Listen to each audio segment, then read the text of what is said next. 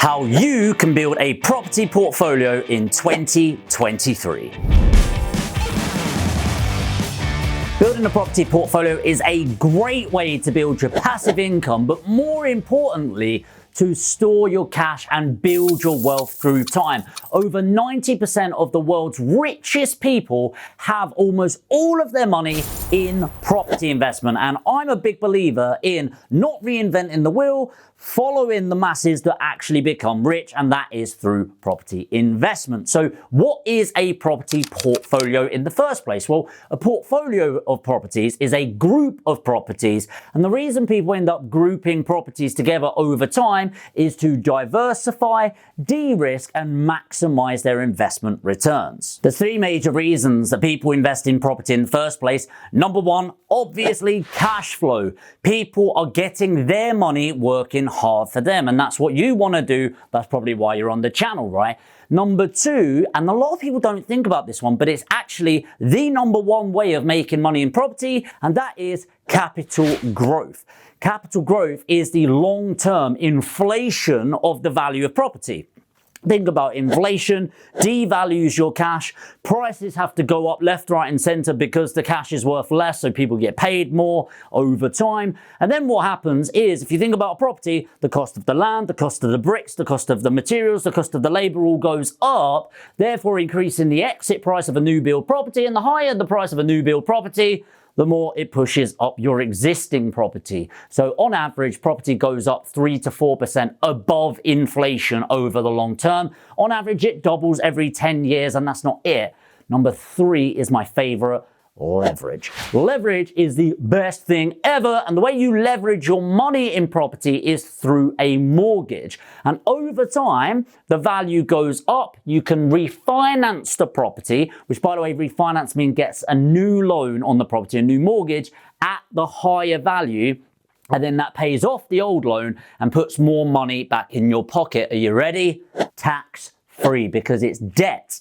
So you end up getting more money, building the value of the property, reinvesting over time, and scaling the portfolio largely from the increase in values of the prior investments that you've made. So how do you start? Number one is decide what sort of property investor you want to be. The three that come to my mind is number one, landlord, number two, investor, and number three, hands-free investor. So here's how I would define them. A landlord is somebody that's looking to be fully hands-on with the property. So they buy the property. Often these are the people that get in there and paint the walls themselves, do all of the, it's not for me personally, but do all of it themselves, keep costs dramatically low, which is obviously great from time to time. If your time's not worth a lot, definitely worth it. And then, of course, they rent out the property. They often find the tenant themselves and manage themselves. Now, that is not what I'm about, but I'm not blaming you if you want to do that. That's great. Next is an investor. Often an investor, the real difference is they are valuing their time more than the money. Now, for me, this is a smarter move because your time is your only diminishing resource. Every single second that you get back and every second that's gone is wasted, okay? So hopefully I'm not wasting your time right now. And then what happens is you buy a property, but again, they will either self-manage or they'll get a lettings manager. Smarter play, in my opinion, is getting a lettings manager. A hands-free investor, in my opinion, gets it. And I'm not saying you have to do this, but for me, I outsource absolutely everything to my team because I've got a property portfolio building service and I am one of the largest investors in that portfolio building service. But if not, and I didn't have a portfolio building service, I had another business, I would be paying somebody else to find me these opportunities, do the end-to-end process, and then manage it. And because I don't care about what the property is, what color the walls are. I care that it's in a great area, great location, attracting great tenants, and is going to go up in value over time. So from landlord investor and hands-free investor, this person values their money as much as possible and the level of control as much as possible, all the way over to this side where you value time as the highest asset. By the way, if you're any of these three, the rest of this video is going to be really valuable. But in particular, if you're looking to be a hands-free investor, you don't have a lot of time. Maybe you're struggling to find the time to even watch this.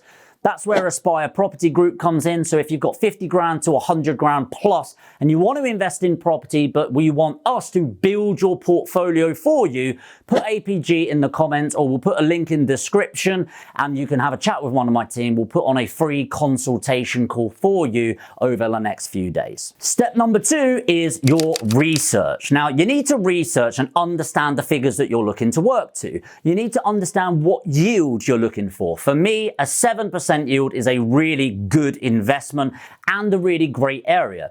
Now, you have to be really careful here. You sometimes talk to investors, they're like, I want a 9% yield. And it's like, you can find 9% yields, but what you need to think of, if you don't understand investments, yield is directly linked to risk. The higher the yield, the higher the perceived risk of the property. It's not always higher risk, by the way. So you've got like service accommodation, great investment strategy, much higher risk, much higher demand on your time. One of my mentees, one of her properties got trashed over the weekend, for example. It happens, but you take on those added risks to make the added returns. So number 1's your yield. Next is your location. Okay, do you want it to be close to home? For me, I don't care. I mean, I happen to do a lot in Leeds and West and South Yorkshire because I happen to love the areas. But in 10 years' time, they might not be the areas. It might be Nottingham, which I love Nottingham as well. And I will then build the portfolio there. But you have to have the right location. For me, it's not about being local. If you're going to outsource all of it, location doesn't matter in terms of is it local. If you're a landlord, it definitely does. Do not look more than half an hour from where you live if you're going to go and do that. But what I'm really looking at is what development's going on in the area. Okay, what development's going on? How much crime is there in the area? What's the tenure in the area, which is the types of property? So the UK average is 30% owner-occupier owned outright, 30% owner-occupier with a mortgage, 21% as private landlords, and 19% social housing. So for example, and you can find all of that data using property data. Put a link in the description. It's got loads of stuff going on. They're not sponsoring the video, by the way, but if you go on there, they've got a free trial for a few weeks, I think. So check it out. Got loads of data on there.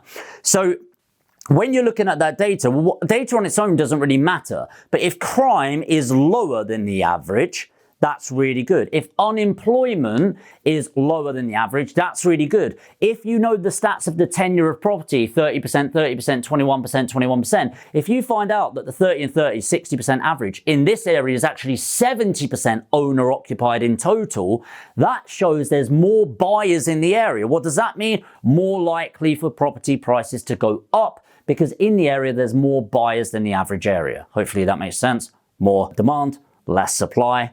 Economics, money, okay?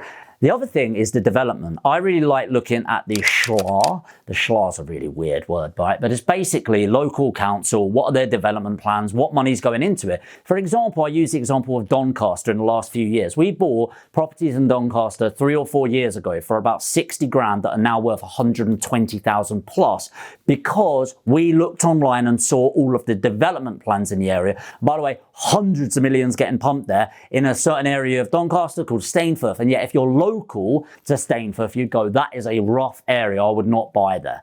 Okay, so understanding the logistics, doing your research and finding out what is right for you. Within this research, if you're going to do hands-free, for example, you're going to need to do your research on who you want to work with. So as I said, mine's Aspire Property Group and you might want to work with me, but there's other people out there. It doesn't need to be with me, right? It could be with Jack down the road. It could be Hannah, whoever it is, you can do the research on them. You know, check out their Trustpilot. Are there mostly 5-star reviews? Now, every company is going to have some 1s, 2s, 3s and 4s and 5s, but you want the majority 5 stars. If you've got 20% of customers as 1-star reviews, that's maybe not someone you want to work with, okay? So do your due diligence. Are they actually doing properties? Do they have do they have a physical location? Now, you don't need a big office like mine to be successful doing a property packaging or deal packaging. However, it gives more evidence that you've been going for the long term. It gives you a lot of evidence that they're not going to run off with your money. Do your research who you want to work with. Number 3, finances. You need to decide how you're funding the properties in the first place. So is it going to be cash, mortgage, or bridging? This is not the video to break down the pros and cons, but I've done videos on this already, and if you've got any questions, let me know in the comments. Number 4 is finding the deals then. You know how you're funding them, you know the locations, you know your criteria. How are you going to find these deals? Well, my favorites are obviously the ones with the low-hanging fruit. Estate agents, letting agents, Gumtree, etc. The pros of that is it gives you practice time, get on the phones, all of that. The downside is everyone else can see them. You need to have really good relationships with those people in order to get the best deals. What I actually really like is going direct to vendor marketing. So sending out letters to properties that have been on the market between 3 and 6 months, sending out some leaflets or flyers out to people, putting an ad on Gumtree so you can attract people, or my personal favorite way of finding them is Facebook ads. The next thing is negotiating the property. Now, I know that can be a scary thing, but a quick tip on it is ring them as fast as possible. There's something called lead time, which is the amount of time it takes you to call somebody in the first place. Now, statistics are always a little bit wrong, but the most common statistics that I've read is that if you call somebody or contact them within 5 minutes, you're 300% more likely to do a deal with them.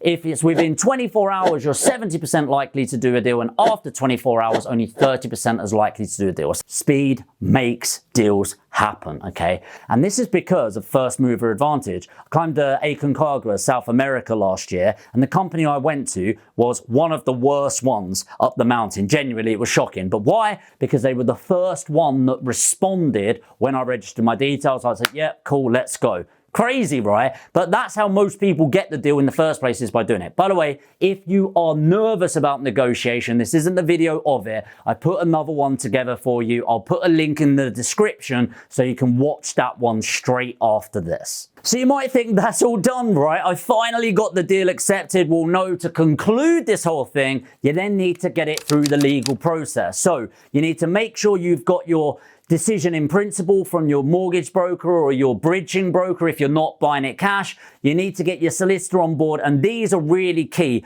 Do not go for a cheap broker and do not go for a cheap solicitor, guys. You need to get the best in there, because speed and communication is what it takes to get deals through quickly nowadays, and you need to push all the way through that until the property gets completed. Arrange your refurb and get a great local lettings manager. If you don't know a great team, go on your local property Facebook group, say, hey, does anyone know a great X in this area? Does anyone know a great broker, a great solicitor, a great refurb team, a great anything like that? Okay, hopefully this has been valuable. As I said, hit the like if it has. And if you're one of these, you're thinking, whoa, that's a lot to do. I want to invest, but I don't have that time available. Well, that's where I come in. As I said, if you've got the money, but not the time, put APG in the comments. There'll be a link in the description. We'll put on a free strategy call so you can map out your 2023. And if that really helps you, that'll be amazing. And if you want us to help you build the portfolio, even better. But if not, hopefully you just get massive value. As I said, if you do, hit the subscribe and the notification, and remember to watch the next video in the description.